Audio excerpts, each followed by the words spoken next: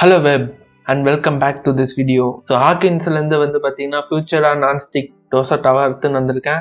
நிறைய பேச்சுலர்ஸ் கேட்டிருந்தாங்க.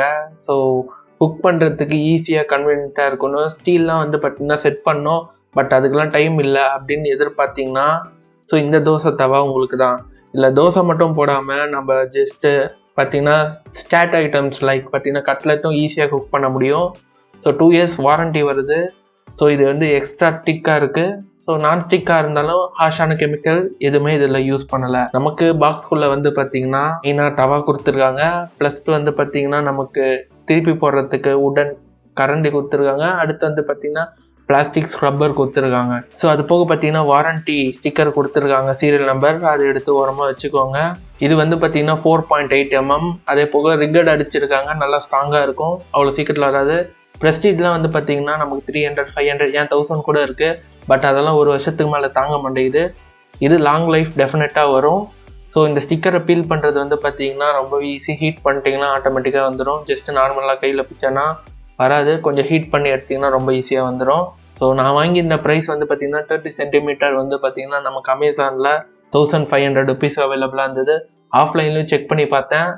இது பார்த்தீங்கன்னா நமக்கு 1615 அதே எம்ஆர்பிக்கு, இல்லைனா பார்த்தீங்கன்னா 1600 ரேஞ்சுக்கு வித்துட்டு இருக்காங்க.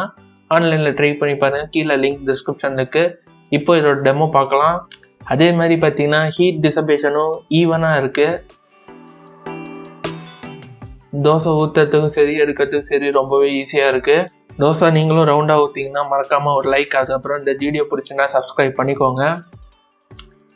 மெயினாக இது மாதிரி தோசை தவாவில் நம்ம ஆயில் ரொம்பவே லெஸ்ஸாக யூஸ் பண்ணலாம். சப்போஸ் கேலரி டெஃபிஷியட்டில் இருக்கீங்கன்னா நீங்கள் இது மாதிரி ஸ்ப்ரே யூஸ் பண்ணிக்கலாம். நான் இப்போ ஸ்ப்ரே பண்ண 3-4 தான். பார்த்தீங்கன்னா நமக்கு ஈவனாக ஸ்ப்ரெட் அவுட் ஆகிடும்.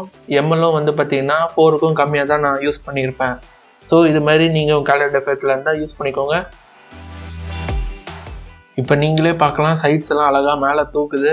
நமக்கு எடுத்து போடுறதுக்கும் பார்த்தீங்கன்னா ரொம்பவே ஈஸியாக இருக்குது. நான் ஒரு 3+ டேஸாக யூஸ் பண்ணிகிட்டு இருக்கேன். எனக்கு ரொம்பவே பிடிச்சிருக்கு இந்த தோசை தவா. பார்த்தீங்கன்னா கையிலே எடுக்கிறதுக்கு ரொம்ப ஈஸியாக இருக்குது. சுடுது, அதனால் ஸ்டிக்கு யூஸ் பண்ணிக்கிறேன். நீங்கள் கையில் கூட எடுத்து திருப்பி போடலாம், அந்தளவுக்கு நமக்கு ஒட்டாமல் வருது.